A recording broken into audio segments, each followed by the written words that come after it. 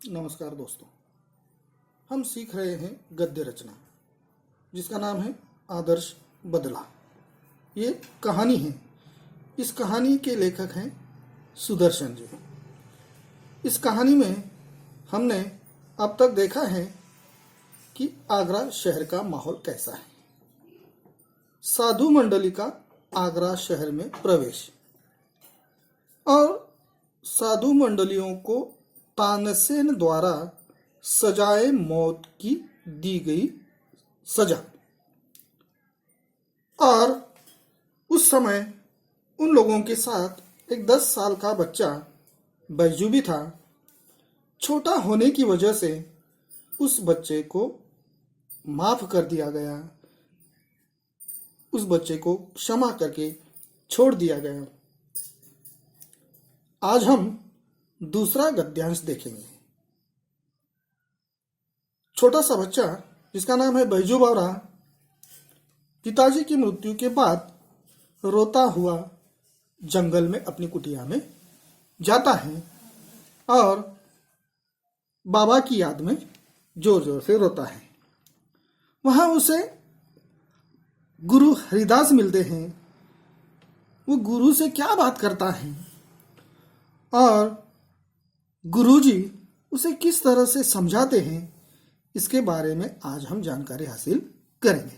तो चलो देखते हैं कहानी आदर्श बदला। बच्चा रोता हुआ आगरे के बाजारों से निकला और जंगल में जाकर अपनी कुटिया में रोने तड़पने लगा। वह बार बार पुकारता था, बाबा तू कहाँ है? अब कौन मुझे प्यार करेगा?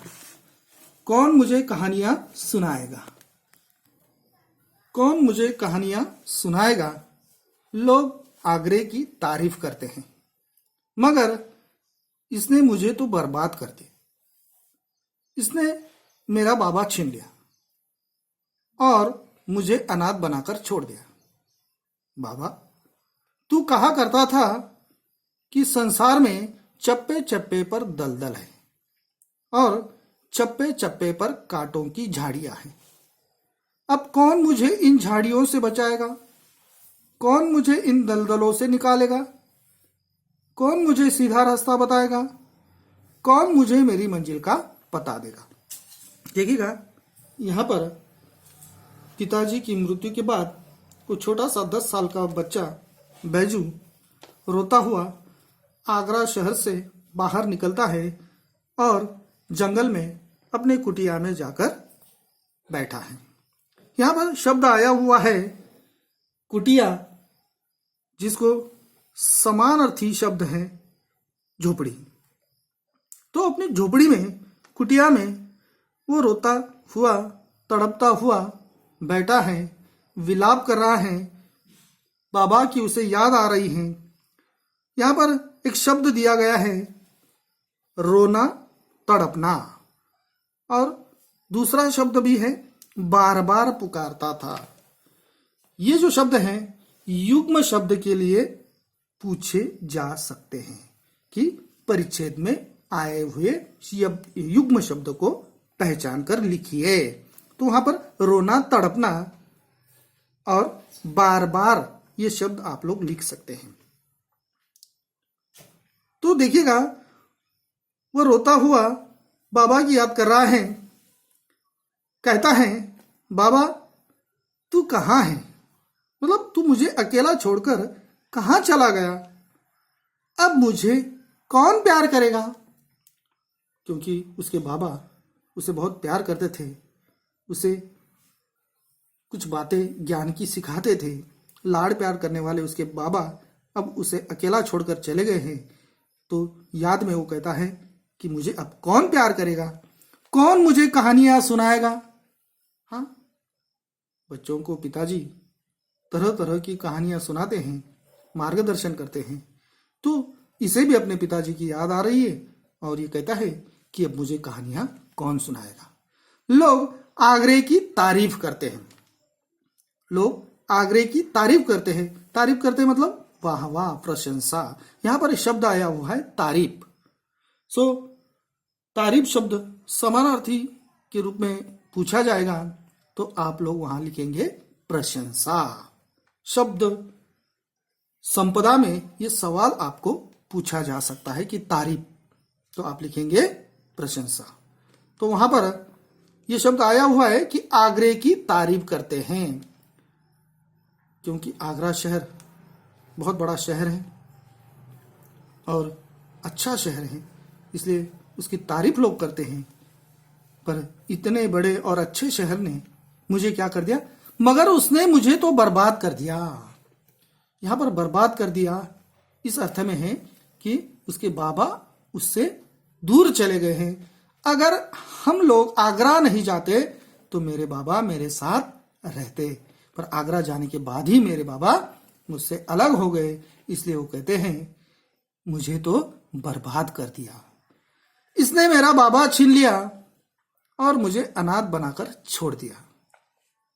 इस आगरा शहर ने क्या किया, मुझसे मेरा बाबा छीन लिया है, मेरे बाबा मुझसे अलग हो गए हैं और मुझे क्या कर दिया है, अनाथ बनाकर छोड़ दिया।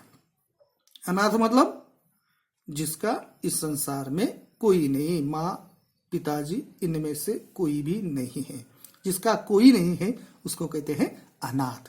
तो यहां पर हमने देखा कि उसके साथ उसके बाबा ही रहते थे, माँ का तो पता नहीं, इसलिए जो उनका एकमात्र सहारा था, जो उनका अपना था, वो बाबा ही चला गया है, इसलिए वो बच्चा अब अनाथ हो गया है।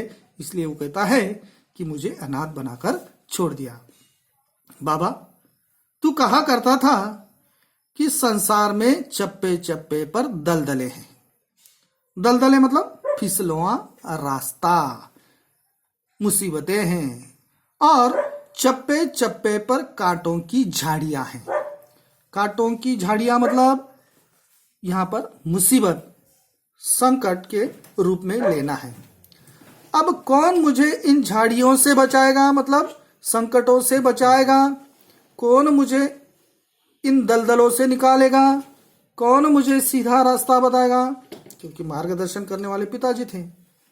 अब मार्गदर्शन करने वाला इस संसार में उसे कोई नहीं दिखाई दे रहा है, इसलिए वो कहता है कि मुझे रास्ता, सीधा रास्ता कौन बताएगा?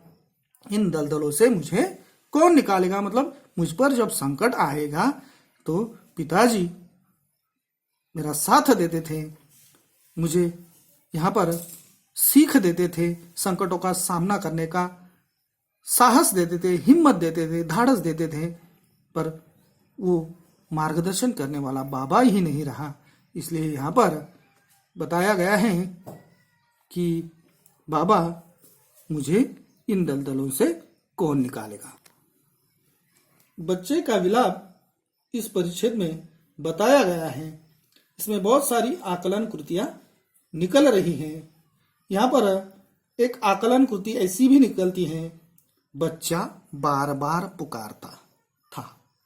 बच्चा बार बार पुकारता था। क्या पुकारता था? बाबा तू कहाँ है? ये जवाब हो सकता है, होगा। दूसरा जवाब होगा कौन मुझे प्यार करेगा, और तीसरा जवाब होगा कौन मुझे कहानियां सुनाएगा। इसमें से कोई भी दो जवाब आप लिख सकते हैं आकलन कृति में। बच्चा बार बार पुकारता था तो जवाब होगा बाबा तू कहाँ है। दूसरा जवाब होगा कौन मुझे प्यार करेगा, और तीसरा होगा कौन मुझे कहानियां सुनाएगा। इसमें से दो आपको लिखने हैं। समानार्थी में, शब्द संपदा में देखा हमने तारीफ, तारीफ प्रशंसा। हाँ, तो देखिएगा आगे। इन्हीं विचारों में डूबा हुआ बच्चा देर तक रोता रहा। इन्हीं विचारों में बच्चा देर तक रोता रहा, मतलब पिताजी की याद में बच्चा देर तक रोता रहा है। उन्हें तरह तरह के ख्याल मन में आ रहे हैं। रास्ता बताने वाला कोई सामने दिखाई नहीं देता, बिल्कुल अकेला रह गया है बच्चा। इसलिए बच्चे का बाबा उसे कहा करता था कि संसार में चप्पे चप्पे पर दलदल है। चप्पे चप्पे पर क्या है? कांटों की झाड़ियां हैं। इस पर भी एक आकलन कृति निकल सकती है या निकलती है। वो इस तरह की है, बच्चे का बाबा कहा करता था। बच्चे का बाबा कहा करता था। जवाब में आप लोग लिखेंगे कि बच्चे का बाबा इस तरह कहता था, संसार में चप्पे चप्पे पर दलदल है। और दूसरा, चप्पे चप्पे पर कांटों की झाड़ियां हैं। इस तरह आधे आधे अंक के लिए आप ये आकलन कृति लिख सकते हैं। आगे और एक आकलन कृति निकलती है, बच्चे के मन में आए सवाल। छोटा सा बालक बैजू बावरा पिताजी के जाने के बाद उसके मन में जो ख्याल आ रहे हैं उस पर भी एक आकलन कृति बन जाती है। किस तरह की? बच्चे के मन में आए सवाल। तो जवाब के रूप में हम लिखेंगे, अब कौन मुझे झाड़ियों से बचाएगा? दूसरा उत्तर होगा, कौन मुझे इन दलदलों से निकालेगा? तीसरा होगा, कौन मुझे सीधा रास्ता बताएगा? और चौथा होगा, कौन मुझे मेरी मंजिल का पता देगा? इस तरह से आकलन कृति में आप लोग यहां पर 4 जवाब आधे आधे अंक के लिए लिख सकते हो। इन्हीं विचारों में डूबा हुआ बच्चा देर तक रोता रहा। इतने में खड़ाऊ पहने हुए, हाथ में माला लिए हुए, राम नाम का जप करते हुए बाबा हरिदास कुटिया के अंदर आए और बोले, बेटा शांति करो, शांति करो। देखिएगा, बच्चा यहाँ पर रो रहा है, पास पड़ोस में कोई भी नहीं है। तब वहां पर एक साधु, जिन्होंने हाथ में माला ली हुई है और जिनका नाम है हरिदास, बाबा हरिदास राम नाम का जप करते हुए कुटिया के अंदर आए। उन्होंने खड़ाऊ पहन रखी है। खड़ाऊ का मतलब है लकड़ी की पादुकाएं। बाबा के पैरों में क्या है? लकड़ी की पादुका। और हाथ में क्या है? माला। राम नाम का जप करते हुए बाबा रामदास कुटिया के अंदर आए और बोले, बेटा शांति करो, शांति करो। उस बच्चे को, बैजू बावरा को शांत करने की कोशिश कर रहे हैं। बच्चा जोर जोर से रोकर बाबा को सारी बातें बताता है। तब बाबा हरिदास उसे कहते हैं कि बेटा शांति करो, शांति करो।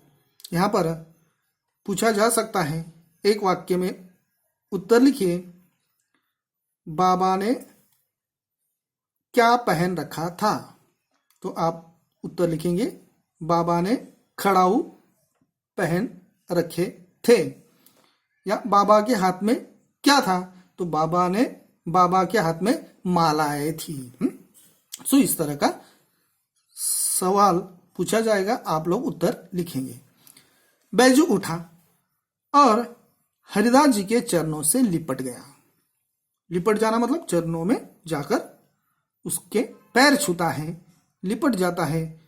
बाबा को कहता है कि आप मुझे सहारा दो, आप मुझे सलाह दो, अब मैं क्या करूं?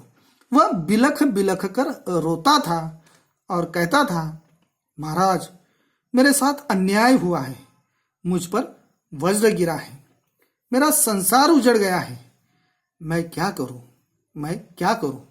हरिदास बोले, शांति, शांति।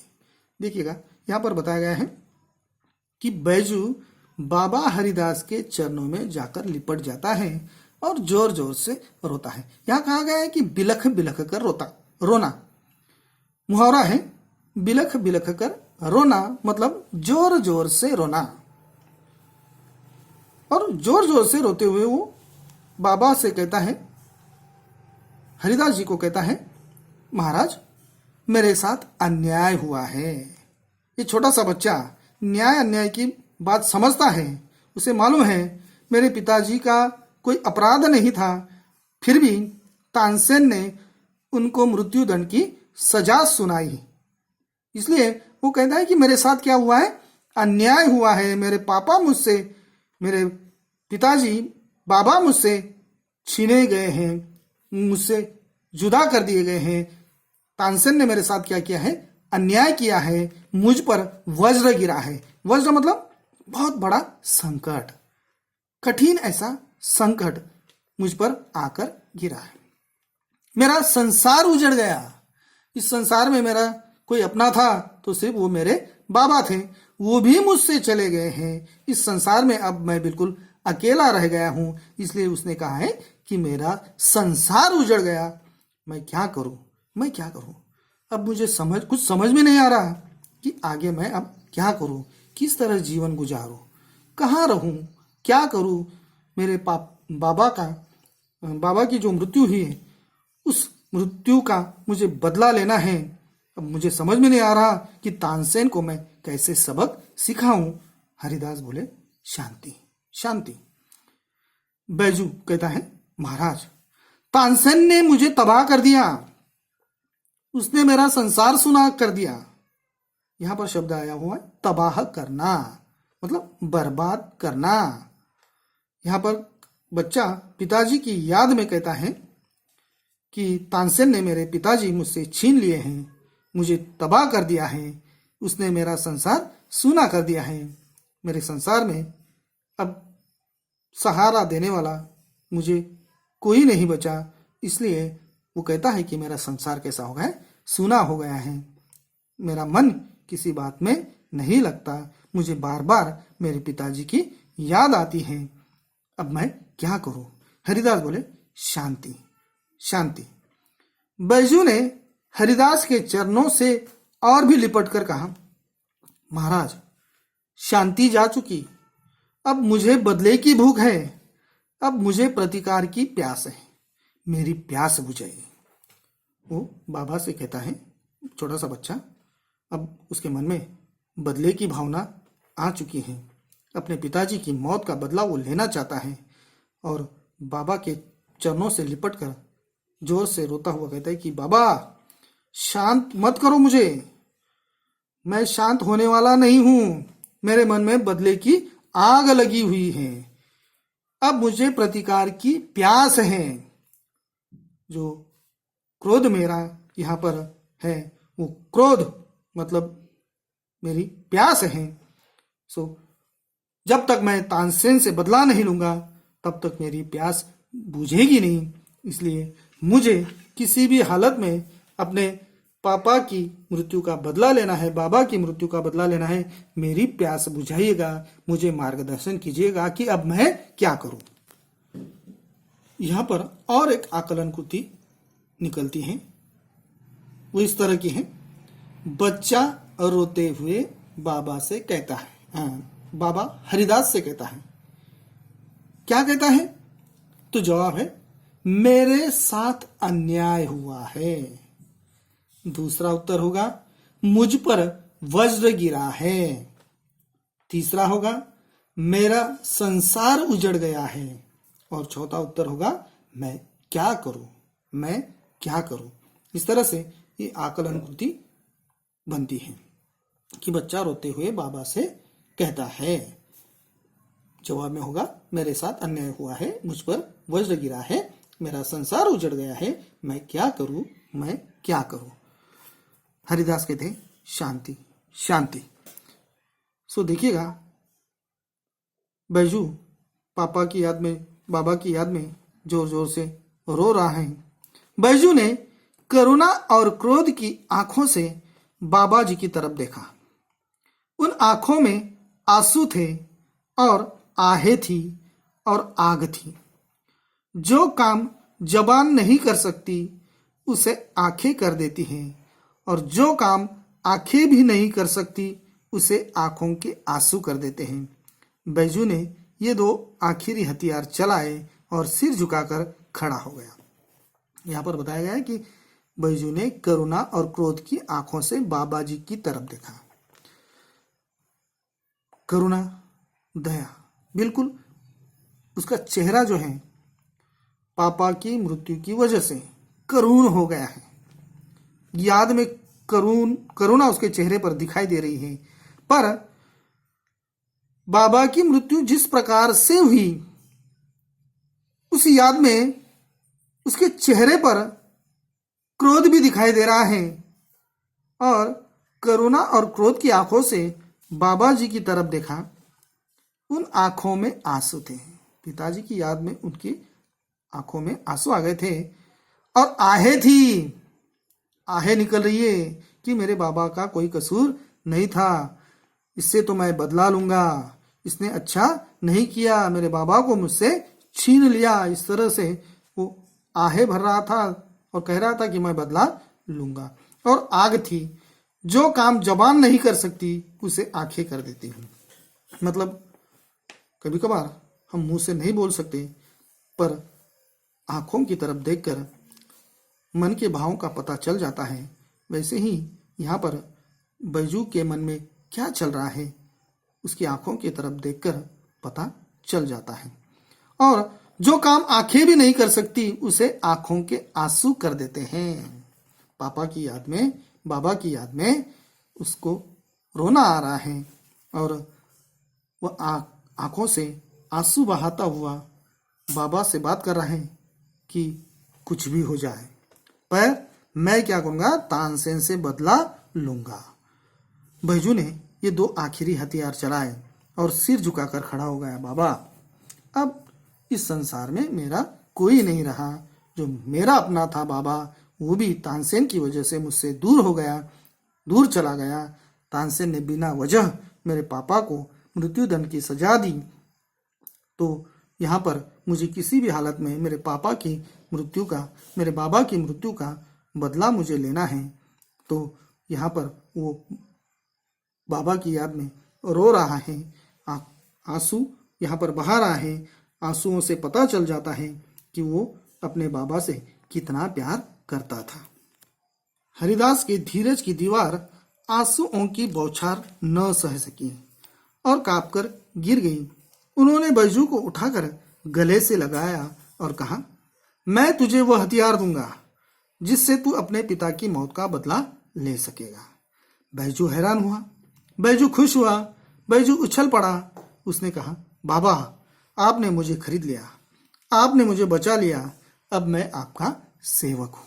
देखिएगा, यहाँ पर बताया गया है कि हरिदास के धीरज की दीवार आंसुओं की बौछार न सह सकी और कांपकर गिर गई।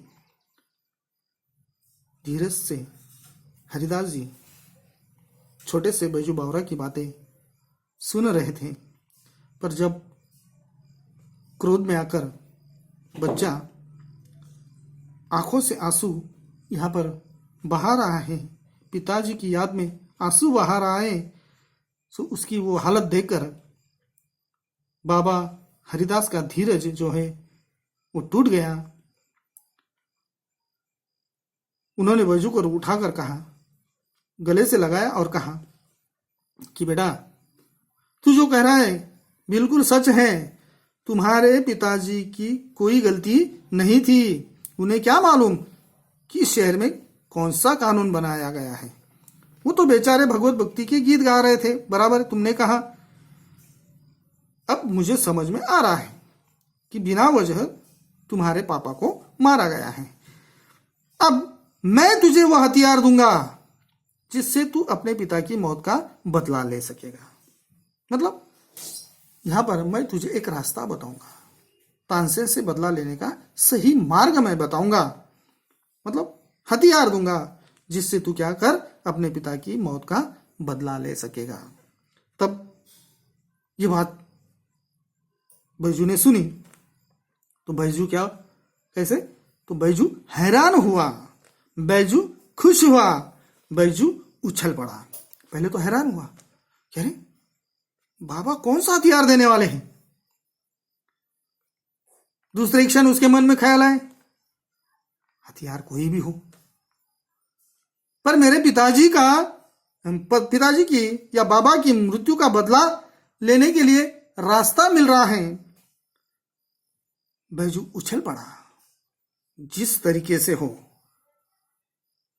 मेरे पिताजी की मौत का बदला मैं लेने वाला हूँ और बाबा मुझे सच्चा सही रास्ता बताने वाला है। कौन सा रास्ता बताने वाले हैं, कौन सा तरीका बोलने वाले हैं, वो तरीका मैं अपनाऊंगा। अब अपने बाबा की मृत्यु का बदला लूंगा। इसलिए वो पहले तो हैरान हुआ, फिर खुश हुआ। बैजू उछल पड़ा, थोड़ा सा खुश हुआ, उछलने लगा और खुशी में बाबा से वो कहता है, मतलब गुरु से कहता है, हरिदास जी, बाबा, हरिदास जी को कहता है, बाबा आपने मुझे खरीद लिया। बाबा आपने मुझे खरीद लिया मतलब आप मेरे गुरु हो, आपने मुझे बचा लिया। अब मैं आपका सेवक हूं, बस मैं आपके कहने के अनुसार ही पेश आऊंगा। आप मुझे क्या करो, सही रास्ता बताओ, वो हथियार दे दो जिससे मैं अपने पिताजी की मृत्यु का बदला ले सकूं।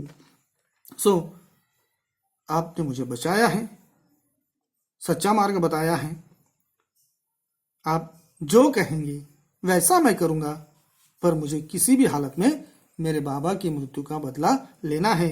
आप मुझे सही रास्ता बताओ। आज से मैं आपका सेवक हूं, आप जैसा कहेंगे मैं वैसा करने के लिए तैयार हूं, पर कुछ भी करके मुझे वो हथियार हासिल करना है। आप मुझे वो हथियार दिला दो, बता दो। उस हथियार से मैं क्या करूंगा, अपने पिताजी की मृत्यु का बदला लूंगा। हरिदास कहते हैं, मगर तुझे 12 बरस तक तपस्या करनी होगी, कठोर तपस्या, भयंकर तपस्या। बैजू कहता है, महाराज आप 12 बरस कहते हैं, मैं 12 जीवन देने को तैयार हूं। मैं तपस्या करूंगा, मैं दुख झेलूंगा, मैं मुसीबतें उठाऊंगा, मैं अपने जीवन का एक एक क्षण आपको भेंट कर दूंगा। मगर क्या इसके बाद मुझे वो हथियार मिल जाएगा जिससे मैं अपने बाप की मौत का बदला ले सकूं? हरिदास कहते हैं, हाँ मिल जाएगा। तो बैजू कहता है, तो मैं आज से आपका दास हूं, आप आज्ञा दें, मैं आपकी हर आज्ञा का सिर और सिर के साथ दिल झुकाकर पालन करूंगा। देखिएगा, बच्चे की हालत को देखकर बाबा हरिदास उसे कहते हैं कि तुझे क्या करनी पड़ेगी, 12 बरस की तपस्या करनी पड़ेगी, कठोर तपस्या करनी होगी, भयंकर तपस्या करनी होगी। संगीत के क्षेत्र की, संगीत का ज्ञान हासिल करना होगा,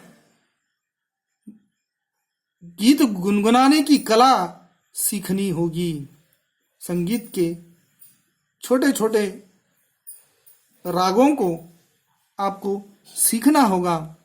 वो कहता है कि बाबा आप 12 बरस कहते हैं, मैं 12 जीवन देने को तैयार हूं। कहता है कि अरे गुरुजी आप क्या कह रहे हैं, 12 बरस की बात करते हैं।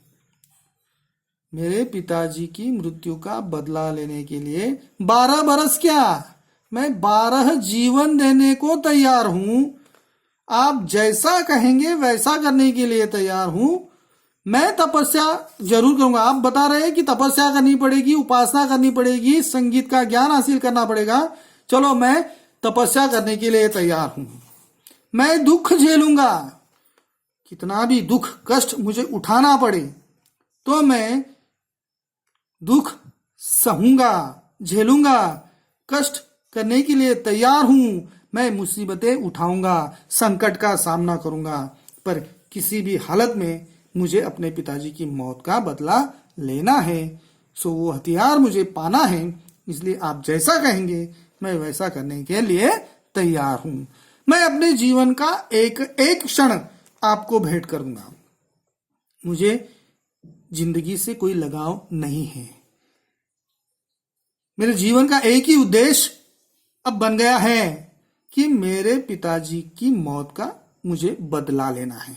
इसलिए मेरे जीवन का एक एक क्षण आपको भेंट कर दूंगा। आप जैसा कहोगे मैं वैसा करूंगा, पर मुझे बदला लेने का अवसर मिलना चाहिए और आप मुझे वो अवसर और हथियार देने वाले हैं। मगर क्या इसके बाद मुझे वो हथियार मिल जाएगा जिससे मैं अपने बाप की मौत का बदला ले सकूं। निश्चित मिल जाएगा। सो हथियार जो है वो जरूर मिल जाएगा क्या? इस तरह से वो गुरु से पूछताछ करता है और अपने पिताजी की मृत्यु का बदला लेने के लिए इतना उतावला है कि गुरु जैसा चाहते हैं वैसा करने के लिए वो तैयार है। कहता है कि एक एक क्षण मैं आपको भेंट कर दूंगा, मैं मुसीबतें उठाऊंगा, दुख झेलूंगा, पर पिताजी की मौत का बदला लूंगा। हरिदास कहते हैं कि हाँ मिल जाएगा। तो गुरु हरिदास कहते हैं कि हाँ बेटा, तू इस तरह से तपस्या करेगा, संगीत के बारे में ज्ञान हासिल करेगा, तो जरूर तुझे वो हथियार मिल जाएगा। बैजू कहता है तो मैं आज से आपका दास हूं, आज से मैं आपका क्या हूं? दास हूं, शिष्य हूं। जैसा आप कहेंगे वैसा मैं करूंगा। आप आज्ञा दें, मैं आपकी हर आज्ञा का सिर और सिर के साथ दिल झुकाकर पालन करूंगा। मतलब आपकी आज्ञा सर आंखों पर, आपकी हर आज्ञा का मैं पालन करूंगा, सिर और सिर के साथ दिल झुकाकर। मैं तुम्हारे सामने अपना सर झुकाता हूं, दिल झुकाता हूं, दिल खोलकर मैं आपकी सूचनाओं का पालन करूंगा, आज्ञा का पालन करूंगा। मन से, सच्चे दिल से आप जो कहोगे वो मैं करूंगा। पर मुझे किसी भी हालत में वो हथियार हासिल करना है। आप उस हथियार पाने के लिए जो रास्ता बताएंगे, जैसा कहेंगे वैसा मैं करने के लिए तैयार हूं। आप बता रहे हैं कि 12 बरस तक तपस्या करनी पड़ेगी, कठोर तपस्या करनी पड़ेगी, संगीत का ज्ञान हासिल करना पड़ेगा, गाना गाने की कला सीखनी पड़ेगी। चलो मैं सब कुछ करने के लिए तैयार हूं, पर आप मुझे वो हथियार दिलाएंगे तो मैं ये सब करूंगा। मेरे पापा की, बाबा की मृत्यु का मुझे बदला लेना है। सो तुम्हारे बताए हुए तरीके से मैं जीवन गुजारूंगा। तो मुझे वो हथियार मिल जाएगा क्या? तो अगर मिलता हो तो मैं कुछ भी करने के लिए तैयार। इस तरह से वो बाबा हरिदास को छोटा सा बैजू बावरा 10 साल का बच्चा कहता है। इस तरह आज हमने इस वीडियो में देखा है कि छोटा सा बच्चा किस तरह से पिताजी की याद में रोता है। गुरु हरिदास जी उन्हें शांत करने की कोशिश करते हैं। अपने पिताजी की मौत का बदला लेने के लिए गुरु की आज्ञा का पालन करना वो पसंद